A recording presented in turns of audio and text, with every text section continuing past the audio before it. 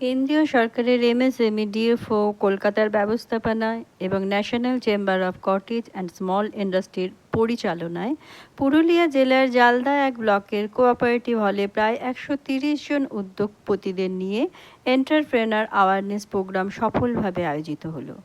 উপস্থিত ছিলেন MSME DFO কলকাতার অ্যাসিস্ট্যান্ট ডিরেক্টর অচিন্ত ভট্টাচার্য, দেবাশিস বর্মন এবং তাপস রায়।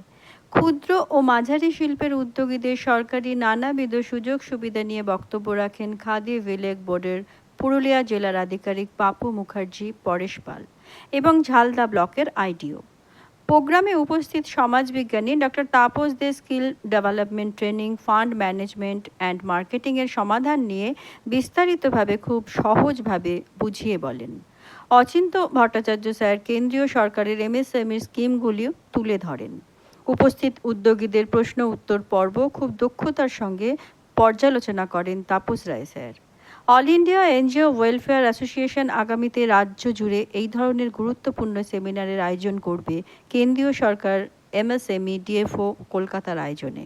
সংবাদ পাঠে মিঠু ব্যানার্জি।